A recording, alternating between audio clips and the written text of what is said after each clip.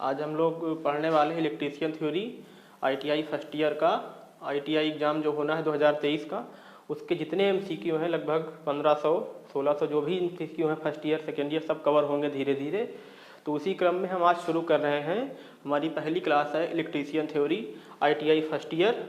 ITI exam 2023 में जो होने हैं उसी का क्लास है।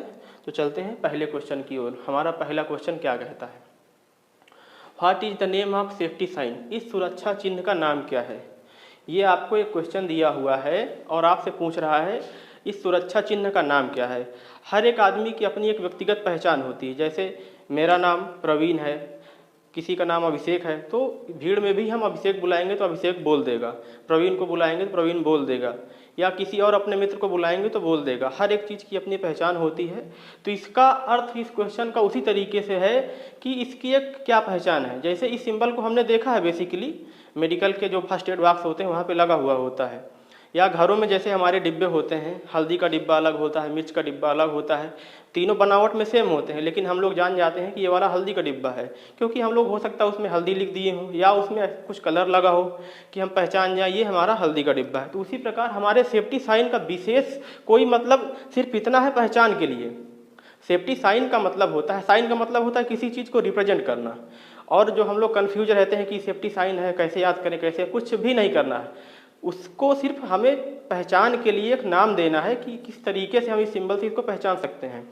तो हमारा पहला क्वेश्चन है what is the name of safety sign? इस सेफ्टी साइन का नाम क्या है?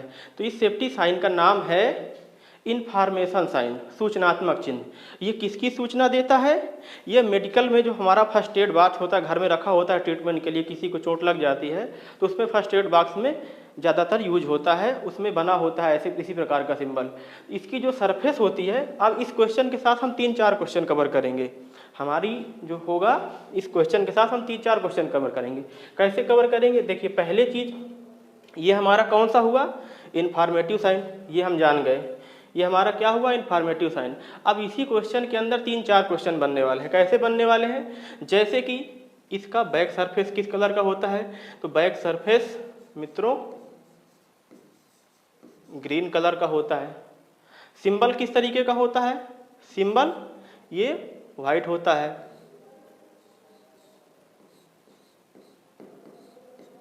ये सिंबल हमारा वाइट होता है, सरफेस इसकी ग्रीन होती है। अगले क्वेश्चन में हमसे पूछ सकता है कि जो हमारा इन्फॉर्मेटिव साइन है उसकी बैक सरफेस किस कलर की होती है, या उसका सिंबल किस कलर का होता है। तो इस क्वेश्चन से हमारे 3 क्वेश्चन कवर हो गए। What is the name of safety sign? ये सेफ्टी साइन इन्फॉर्मेटिव साइन है, इसकी बैक सरफेस ग्रीन कलर की होती है और इसका जो सिंबल है वो वाइट कलर का होता है। इसके बाद चलते हैं हम अगले क्वेश्चन की ओर। अगला क्वेश्चन हमारा क्या है? अग्निशमन क्या है? What is the something in extinguisher of fire? अग्निशमन क्या है? अग्निशमन एक प्रकार का यंत्र है जिसके द्वारा हम लोग आग पर नियंत्रण पाते हैं। अब हम लोग आग पर नियंत्रण पाते हैं, चलिए ठीक है। तो अग्निशमन क्या है उसके बारे में बताना है। हम पहले क्वेश्चन पढ़ेंगे, फिर केयरफुली उसके आंसर पढ़ेंगे। देखिए, पहला आंसर दिया है adding the fuel element to the fire. अग्नि में ईंधन को मिलाना, अग्नि से ईंधन को अलग करना दूसरे में बोला है। तीसरे में बोला है using of water to lower the temperature, जल का उपयोग करके तापमान कम करना। अग्नि को ऑक्सीजन की आपूर्ति से अलग करना। अब देखिए, इस क्वेश्चन को हम सैद्धांतिक तरीके से सॉल्व करने वाले हैं। हम लोग का सैद्धांतिक तरीका क्या होगा? भाई, आग जो है हमारी 3 चीज़ों से बनती है। पहला है ऑक्सीजन,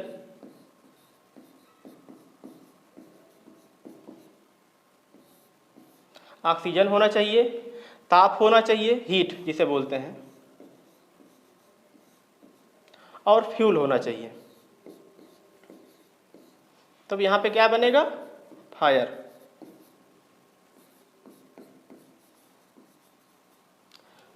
ऑक्सीजन, फायर, कब? ऑक्सीजन, हीट और फ्यूल, 3 चीज़ जब होगा तब हमारी फायर कंप्लीट होगी।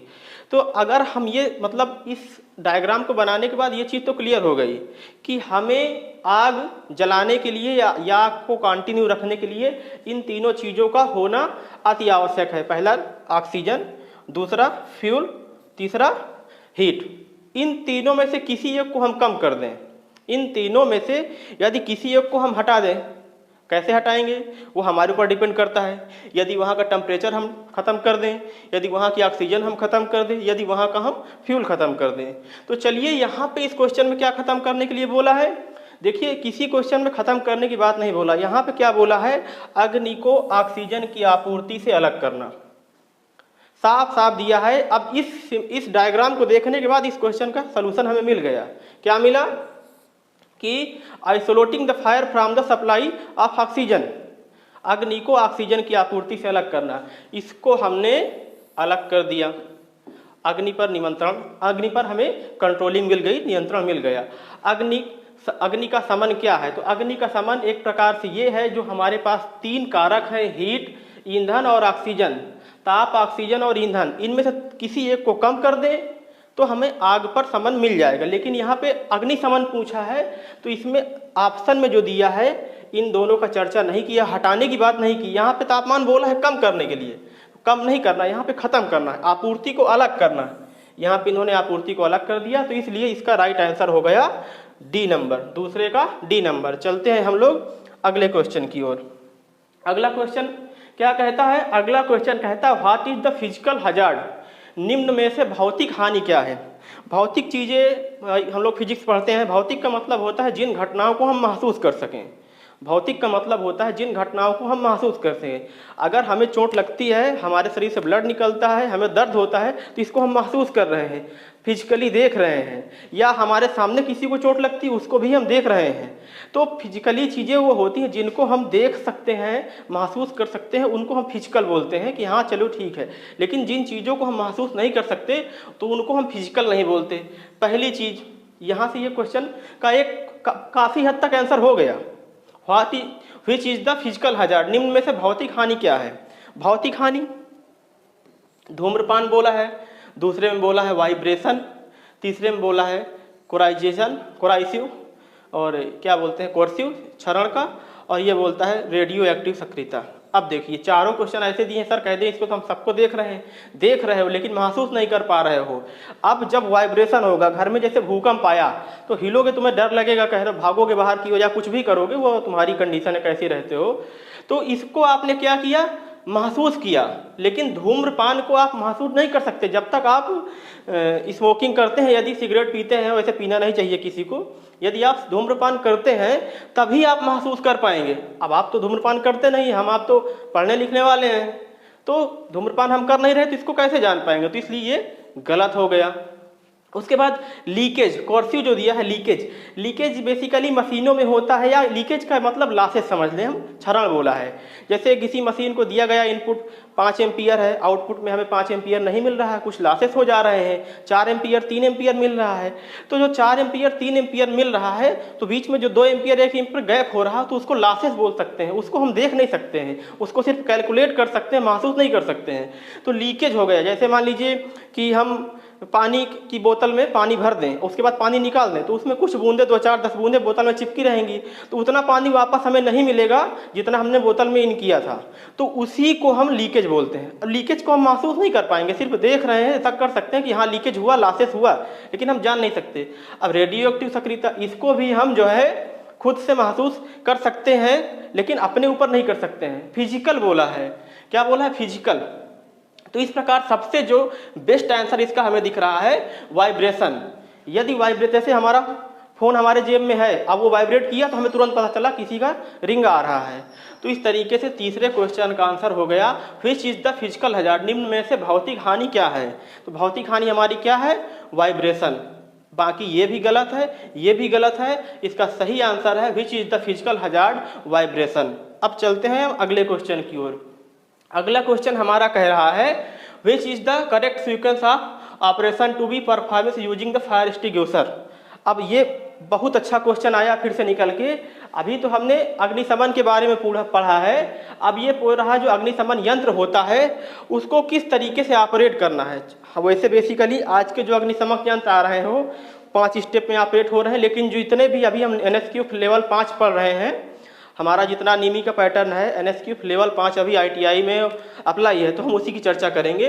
पूछा है which is the correct sequence of operation to be perform when using the fire extinguisher, निम्न में से अग्निरोधक को उपयोग करने का सही क्रम क्या है। चलिए ठीक है, इस पर भी चर्चा करते हैं। बहुत अच्छा क्वेश्चन है। तो इसकी आपको एक हम हिंट दे देते हैं। इसकी हिंट आपको जो बहुत काम आएगी। ऐसे तो आप कहेंगे सर खींचना, निशान लगाना, दबाना, घुमाना, खींचना, निशान लगाना, बेसिकली खींचना सब में मिलेगा। खींचना खैर नहीं दिया है, धकेलना और धकेलना, चलिए ठीक है। तो मैं एक ट्रिक बता रहा हूँ इसकी, आपको याद रखनी है। पास,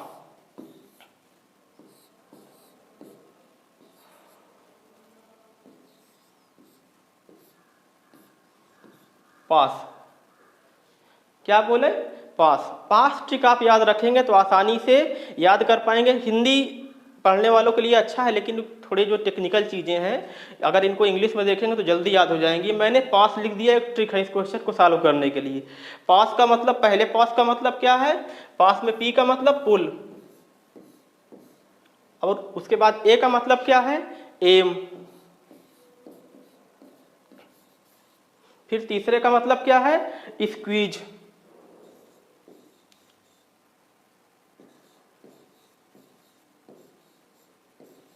फिर क्या है? स्वीप।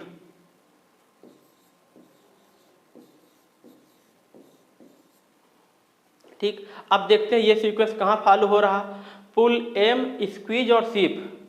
पुल, एम, स्क्वीज और स्वीप, चौथे का ए नंबर। मैंने एक ट्रिक बताई आपको पास, इस ट्रिक के चलते आप इस क्वेश्चन का सलूशन कर सकते हैं। पुल, एम, स्क्वीज, पहले जो हमारा अग्निशमक यंत्र है उसको खींचेंगे, फिर निशान लगाएंगे, दबाएंगे और घुमाएंगे। पुल, एम, स्क्वीज और स्वीप। उसके बाद चलते हैं अगले क्वेश्चन की ओर। अगला क्वेश्चन हमारा कह रहा है which step of the 5S concept refer standardization. 5S संकल्पना में निम्न में से कौन सा चरण स्टैंडर्डाइजेशन को इंगित करता है? ठीक है, अब चलिए देखते हैं 5S संकल्पना हमारी होती क्या है। 4S, 5S। 4S, 5S basically एक जो कंपनी होते हैं या हमारे कॉलेज होते हैं, वहाँ पे कार्य करने की एक नियमावली कह सकते हैं, या एक सलूशन, मतलब कि किस वे में काम करें तो हमारा काम सही से हो और कोई दिक्कत ना हो। उसके लिए हमने क्या क्या बनाई? 5S संकल्पना बताई। तो 5S संकल्पना का आप देखते हैं कि 4 स्टेप, 5 स्टेप हैं, ये होते कौन कौन से हैं। चलिए उन चारों पांचों स्टेप के बारे में हम चर्चा करते हैं। तो पहला स्टेप हमारा 5S का होता है, 5 स्टेप हैं। तो मैं बता रहा हूँ एक क्वेश्चन करने के साथ साथ हम 4 से 5 क्वेश्चन कवर करेंगे। अगर आपने ये वीडियो देखा है तो आपके 14 क्वेश्चन इसमें हम कवर करने वाले हैं। 14 क्वेश्चन कवर करेंगे, लेकिन आपके 35 से 37 क्वेश्चन, 40 क्वेश्चन तैयार हो जाएंगे। चलिए देखते हैं 5 होते कौन कौन से हैं और किस प्रकार होते हैं। तो पहला एस जो बोलता है वो कहता है सॉर्ट। दूसरा एस कहता है set in order, set in order. तीसरा एस क्या बोलता है? साइन। चौथा एस क्या बोलता है? ये आ गया हमारा, जिसका हम इंतजार कर रहे थे, जिसके लिए इस क्वेश्चन का हम सलूशन खोज रहे थे, ये आ गया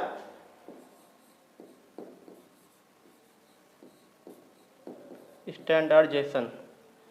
उसके बाद अब पांचवा क्या बचा हमारा? सस्टेन। ये हमारे 5 स्टेप हो गए।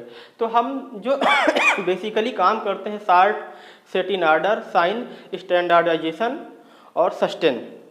ठीक, तो हमारा जो चौथा स्टेप है उसमें पूछा था कि हमारा ये वाला कौन सा स्टेप है। तो चौथा स्टेप ये बताता है स्टैंडर्डाइजेशन का जो हमारा स्टेप कौन सा है? चौथा। तो ये हमें आंसर यहाँ से मिल गया। क्वेश्चन पूछा है 5S संकल्पना में निम्न में से कौन सा चरण स्टैंडर्डाइजेशन को इंगित करता है। तो हम बताएंगे कि चौथा चरण इसको इंगित करता है। तो ये हमारा 5वां क्वेश्चन कंप्लीट हो गया। अब हम चलते हैं अपने 6वें क्वेश्चन की ओर। हमारा 6वां क्वेश्चन बोल रहा है कौन से प्लायर का उपयोग करके हुक और लूप बनाने में, कौन से प्लायर का उपयोग तार के हुक और लूप बनाने में किया जाता है। 6वां क्वेश्चन है हमारा, बोल रहा है कि किस प्लायर का उपयोग हम हुक और लूप बनाने में करते हैं। Flat knows plier, long nose plier, round knows plier, diagonal cutting plier. इनमें से किसका प्रयोग हम करते हैं? कौन से प्लायर का उपयोग तार के हुक और लूप बनाने में होता है?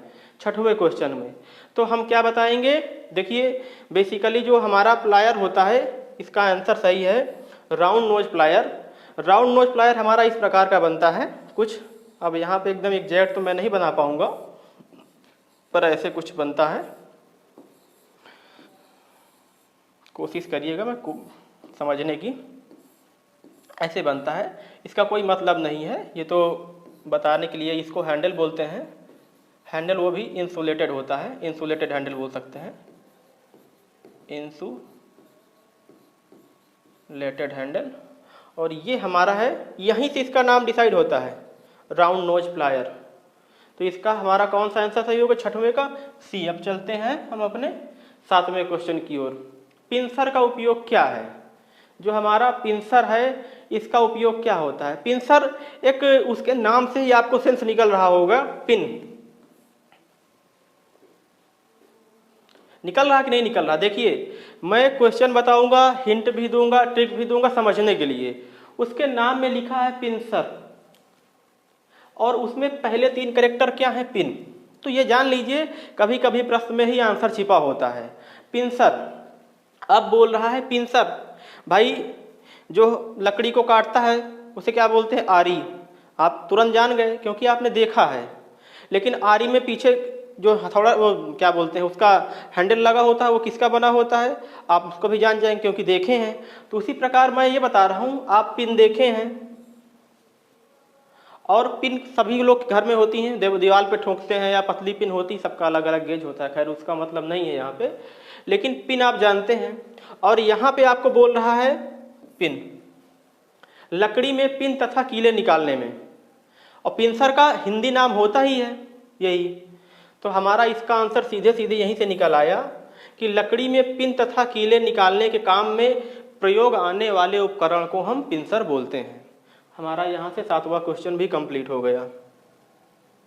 8वां क्वेश्चन की ओर चलते हैं। इस सड़क का सुरक्षा चिन्ह, इस सड़क सुरक्षा चिन्ह का नाम क्या है? इस सड़क सुरक्षा चिन्ह का नाम क्या है? अच्छा, ये भी एक प्रकार का सिंबल है। चलिए ठीक है, देखते हैं और पहला क्वेश्चन पढ़ते हैं। आप लोग क्वेश्चन देखिए कि क्या दिया है। आवश्यक चिन्ह, सचेतक चिन्ह, सूचनात्मक चिन्ह, निषेधक चिन्ह। निषेधात्मक बोलते, इसे थोड़ा यहाँ पे वो दिया हुआ है, खैर निमी वाला हिंदी कैसे क्या होता है, निषेधक चिन्ह ये बोला हुआ है। इस सड़क सुरक्षा चिन्ह का क्या नाम है? What is the name of road safety sign? आप लोग भी देखिए, मैं आप लोग को समय दे रहा हूँ, माइंड करिए, उसके बाद मैं तो इसका उत्तर देने के लिए खड़ा हुई हूँ। 8वें नंबर को देखिए, what is the name of road safety sign. तो चलिए ठीक है, मैं बता देता हूँ इसका। ये एक मैंडेटरी साइन है, ये भी एक प्रकार का सिंबल है। जैसे मैंने पहले चर्चा करी थी, अभी शुरुआत में एक सिंबल लेके आया था कि सिंबल का बेसिकली उद्देश्य क्या है? सिंबल का बेसिकली उद्देश्य होता है कि चीज़ों को आइडेंटिफाई करना। कोई चीज़ कहीं पे रखी है तो मैं उसको देखकर ही जान जाऊँ कि इसके अंदर क्या है। ठीक, तो हमारा सिंबल का बेसिक मतलब सिर्फ इतना सा ही होता है कि क्या है। चलिए उसके बाद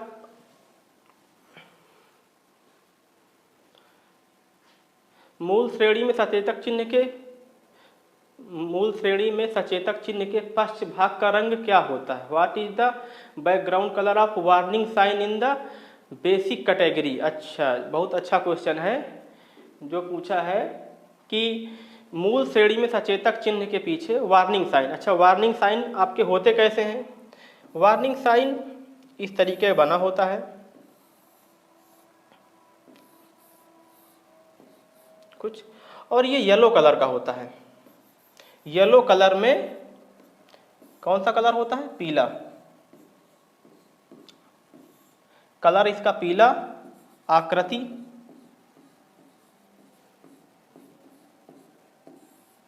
इसकी होती है त्रिकोणीय, डायगोनल बोल सकते हो। तो यहाँ से दो क्वेश्चन आपके कवर हो गए। इसका बैकग्राउंड का जो कलर होगा वो पीला होगा, सिंबल जिसको होगा वो कौन सा कलर में होगा? क्या बोलते हैं, ब्लैक कलर में होगा, लेकिन जो इसका बैकग्राउंड है वो पीले कलर में होगा। ठीक है, आकृति इसकी डायगोनल होगी, त्रिकोणीय होगी। तो ये हमारा एक क्वेश्चन यहाँ तैयार हो गया। उसके बाद विद्युत उपकरणों में लगी अग्नि हेतु कौन सा अग्निशामक प्रयोग किया जाता है। भाई हम ये जानते हैं कि हमारी जो आग बुझाने के तरीके, आग कितने प्रकार से लगने के तरीके और कौन कौन से यंत्र से किस प्रकार की आग बुझाई जाती है, जब हम ट्रेड थ्योरी शुरू करेंगे तो वहाँ पे डीप में चर्चा करेंगे इन सब चीज़ों की। यहाँ पे हम थोड़ा सा क्वेश्चन सॉल्व कर रहे हैं तो बहुत लंबा हो जाएगा, बहुत लंबा ना खींचते हुए हम सिर्फ बताते हैं कि जो हमारी आग होती है उसके क्लास होते हैं अलग अलग, ए बी सी डी। अब आपने 4 प्रकार के आग पढ़े हुए हैं कि मतलब 4 प्रकार क्लासिफाइड किया जाता है, लेकिन जो नया पैटर्न आ रहा है धीरे धीरे उसमें क्लास और बढ़ाए गए हैं। एक क्लास है के, एक क्लास है एफ। इसको तो अभी मैं गारंटी दे रहा हूँ कोई नहीं बताएगा। तो हमारे जो आग के नए क्लास बेसिकली 4 हमने पढ़े हैं, लेकिन इस समय क्लास हमारे कितने हैं आज की डेट में 6 हैं, के और एफ। तो यहाँ पर जो हम बात करेंगे विद्युत उपकरण में लगी अग्नि हेतु कौन सा अग्निशामक प्रयोग किया जाता है। तो विद्युत उपकरण में लगी अग्नि हेतु कौन सा अग्निशामक प्रयोग किया जाता है, इसके लिए हम देखेंगे foam type, gas cartridge type, संग्रहित दबाव प्रकार, स्टोर्ड प्रेशर टाइप। नहीं, इसमें हमारा हैलोन टाइप, जो कि ये डी वाले में आते हैं। ठीक, उसके बाद चलते हैं क्वेश्चन नंबर आगे। अपशिष्ट निपदान विधि कौन सी है जो गर्मी पैदा करती है। Which is the waste disposal method that produce heat. अपशिष्ट निपटान विधि, अपशिष्ट निपदान का मतलब ये होता है जैसे हमारे घरों में कोई वेस्टेज होता है, गोबर, सब्जी या पुराना कुछ मटेरियल है, तो उनको हम किस तरीके से वापस यूज में ले सकते हैं। तो इसके लिए एक साइकिल भी होता है, मैं इस साइकिल की भी चर्चा करूंगा। मैं शुरू से बोल रहा हूँ, जब एक क्वेश्चन पढ़ाऊंगा तो उसके साथ में 3 से 4 क्वेश्चन का सलूशन देता हुआ चलूंगा। तो संकल्पना है जो हमारी बुकों में दिया हुआ 3R और 4R की।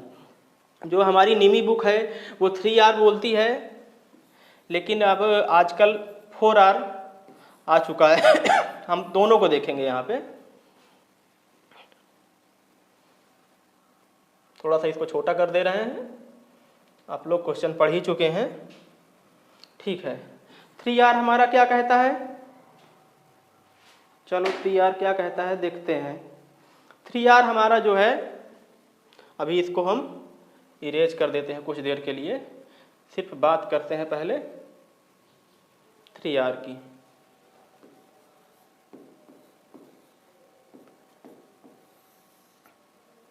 थ्री आर में जो पहला है हमारा 1 2 3। अब हम 3R में जो पहला है हमारा वो क्या है, रिड्यूस।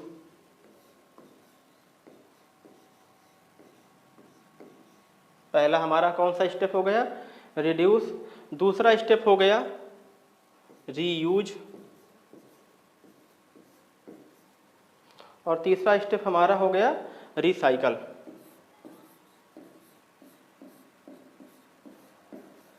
ये तो हमारा 3R संकल्पना हो गई। लेकिन अगर 4R संकल्पना की बात करेंगे हम,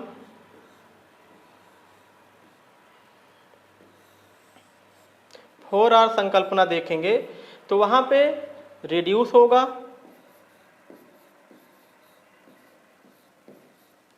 रीयूज होगा और रिसाइकल होगा। एक स्टेप और बढ़ जाएगा, उस स्टेप को यही चीज हम जानने आए हैं कि वो स्टेप कौन सा है। यहाँ पे रीस्टोर।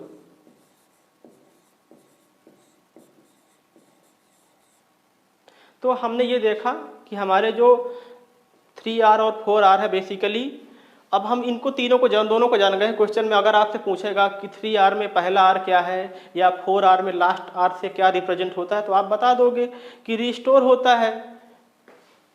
1 2 4, ठीक है।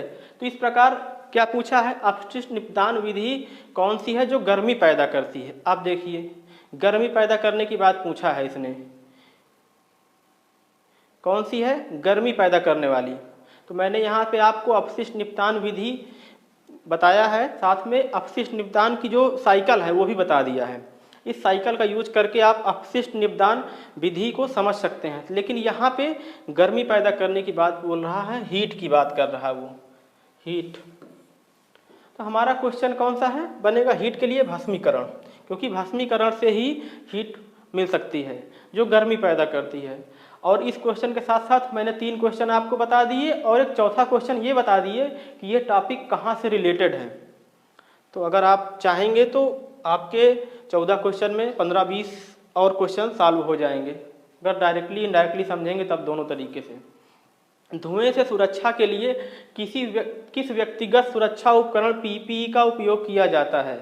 थोड़ा सा हो सकता है कि हिंदी उतनी शुद्ध ना बोले, क्योंकि इंग्लिश और हिंदी जो इस प्रकार रहती है इसका हिंदी बहुत थोड़ा कठिन टाइप रहता है। धुएं से सुरक्षा के लिए किस व्यक्तिगत सुरक्षा उपकरण पीपीई, पीईपी फुल फॉर्म तो खैर ऊपर दिया ही है, बताना क्या। पर्सनल प्रोटेक्टिव इक्विपमेंट, कई बार क्वेश्चन में सिर्फ यही पूछ लेता है पीपीई का फुल फॉर्म बताइए। अच्छा, पीपीई के जो स्टेप हैं मैं अगली उसमें बताऊंगा, इसमें नहीं बताऊंगा। पीपीई अगर कहीं पे पीपीई लिखा है और पूछ दे कि क्या होता है इसके अंदर, तो बता दें जितनी भी हमारी प्रोटेक्टिव इक्विपमेंट है वो सब पीपीई किट के अंतर्गत आते हैं। यदि कहीं पीपीई 1, पीपीई 2 ऐसे कुछ लिख दे तो ये इसके अलग अलग क्लास हैं, पीपीई 1, 2 लगभग 8-10 क्लास हैं, शायद 8 हैं, तो उनको सबको अलग अलग हमें पढ़ना होता है। फिर ये मत बताना कि पीपीई 1 में ये आता है, किसी में हैंड उपकरण आते हैं, किसी में माउस के उपकरण आते हैं, किसी में फुट के उपकरण आते हैं, सबके अपने अलग अलग क्लास हैं। लेकिन हाँ, सभी प्रोटेक्टिव इक्विपमेंट हैं, ये बात बिल्कुल कन्फर्म है। यदि केवल पीपीई पूछे उसके अंतर्गत क्या आता है तो आप बताओगे ऐसे सारे इक्विपमेंट जो हमें प्रोटेक्शन प्रदान करते हैं और वो सब पीपीई के अंतर्गत आते हैं। यदि पूछ ले पीपीई 1, पीपीई 2 तो उसको फिर आपको बताना होगा पीपीई 1 में ये आते हैं, पीपीई 2 में ये आते हैं, उसका अलग अलग मैं जब थ्योरी पढ़ाऊँगा तो वहाँ पर कवर कर लूँगा। अच्छा, यहाँ पे पूछा है धुएं से सुरक्षा के लिए किस व्यक्तिगत सुरक्षा उपकरण का उपयोग किया जाता है। अब यहाँ पे पूछा है एप्रन, चश्मा, कान कवच, नाक कवच। हमें पता है मैक्सिमम लोग यही सोचेंगे कि चश्मा, गूगल। धुएं से सुरक्षा के लिए किस व्यक्तिगत सुरक्षा उपकरण का उपयोग किया जाता है, लेकिन मैं बता दूं धुएं से आँखों को तो नुकसान होता है, बिल्कुल सही है, आँख ऐसे हो जाता है, बिल्कुल दर्द होने लगता है। धुएं से नुकसान सबसे ज़्यादा जानते हो किसको होता है, हमारे फेफड़ों को होता है। वो जो हमें दिखता नहीं है, हमें तो लगा आँख बहुत धुआं है, आँख भी नहीं खुल पा रही, आँख का नुकसान होता है। लेकिन सबसे ज़्यादा, भाई क्वेश्चन में सही तो है लेकिन सबसे ज़्यादा सही कौन है ये खोजना में महत्वपूर्ण होता है। तो किस व्यक्तिगत सुरक्षा उपकरण का उपयोग किया जाता है धुएं से सुरक्षा के लिए। अच्छा, धुएं से सुरक्षा के लिए हमने क्या बताया कि यहाँ पे इम्पॉर्टेंट तो है, गोगल्स भी है, नोज में प्रदूषण तो हर तरीके से जा रहा है, लेकिन सबसे ज़्यादा इफेक्ट कहाँ पे कर रहा है हमें वो देखना है। तो ठीक है, इसके लिए हम आपको बताएं कि सबसे ज़्यादा कौन है जो ऑक्सीजन के साथ हमारे शरीर के अंदर जाएगा, नाक कवच, नोज मास्क। तो सबसे ज़्यादा जो हमें अगर माइंड कर रहा है तो इस समय नाक कवच हमें भले दिखता नहीं है सही, उसके लिए अगर ये ना दिया होता यहाँ पे तो ये सही होता। ठीक है, तो यहाँ पे आपका नोज मास्क सही है। अब चलते हैं हम अगले क्वेश्चन की ओर। अगला क्वेश्चन क्या है, BIS का पूर्ण रूप क्या है। BIS का पूर्ण रूप क्या है, मतलब फुल फॉर्म पूछा है। खैर देखिए, किसी भी चीज़ का अपना एक हॉलमार्क होता है। यदि वो कानूनी तरीके से है, देश में वैध है, लीगल तरीके से कोई कंपनी चल रही, या ये पानी जो बिकता है रेलवे में मिलता है, बिस्लरी बोतल और कौन कौन से वेदिका, कई कंपनियां आ रही हैं अलग अलग, सब अपना बेचती हैं, इनका सबका हॉल मार्क होता है। कोई ISO से प्रमाणित होता है, कोई BIS से प्रमाणित होता है। इलेक्ट्रिकल में जितने हमारे सिंबल वगैरह हैं और जो इंस्ट्रूमेंट हैं, मोटर वगैरह हैं, उनकी जो नेम प्लेट होती है वहाँ पे सब लिखा रहता है, इनकी स्पेसिफिक रेटिंग BIS से तय की गई है, इनका सिंबल ये है। तो कहने का मतलब एक हॉल मार्क मिलता है, एक GI टैग मिलता है। अभी हम जो है फतेहपुर ज़िले के हैं तो वहाँ पे जो है कुछ खाने पीने की चीज़ों में उनको GI टैग मिला हुआ है, ग्राफिकल इंडिकेशंस बोलते हैं। तो अपनी एक पहचान होती है, जैसे मेरा है या किसी का है, किसी का नाम दे दिया गया कि उसका नाम सुमित है या उसका नाम अमन है, तो अब इतनी भीड़ में सुमित बुलाओगे तो सुमित बोल देगा, ऐसे बुलाओगे सुनो जी तो कोई नहीं सुनेगा। एक प्रकार से कहने का मतलब सबका अपना स्टैंडर्ड होता है। तो वही चीज़ है BIS, इसका फुल फॉर्म होता है ब्यूरो ऑफ इंडियन स्टैंडर्ड इसका फुल फॉर्म होता है ब्यूरो ऑफ इंडियन स्टैंडर्ड, कहीं पे दिया होगा bureau of international bureau of, नहीं यहाँ पे ये दिया है, बी नंबर सही होगा इसका, bureau of Indian standard. BIS का पूर्ण रूप क्या है? Bureau of Indian standard.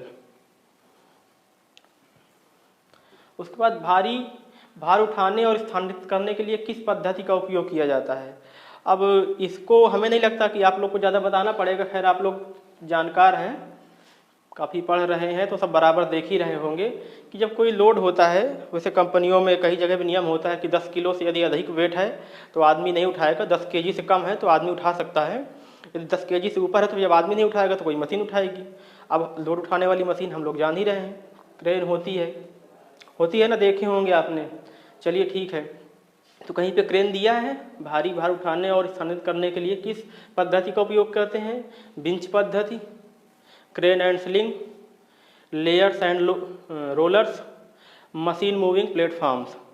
चलिए ठीक है, तो यहाँ पे दिया हुआ है, खैर तो हम लोड किससे उठाते हैं? तो ये रही हमारी आज की क्लास। आज हमने जो है 14 क्वेश्चन किए। 14 क्वेश्चन के साथ साथ हमने उन क्वेश्चन से संबंधित जो क्वेश्चन बन सकते हैं उनके बारे में भी जाना। और फिर ठीक है, मिलते हैं अगली क्लास में। 14 के बाद 15वां क्वेश्चन जो भी होगा या 16वां जो भी होगा स्लाइड, उसी को मैं लेकर जल्द ही आपके सामने आऊँगा सेकंड पार्ट में। तब तक के लिए शुक्रिया, नमस्कार। आप लोग पढ़िए और कोई दिक्कत डाउट हो तो बिल्कुल निसंकोच पूछिए।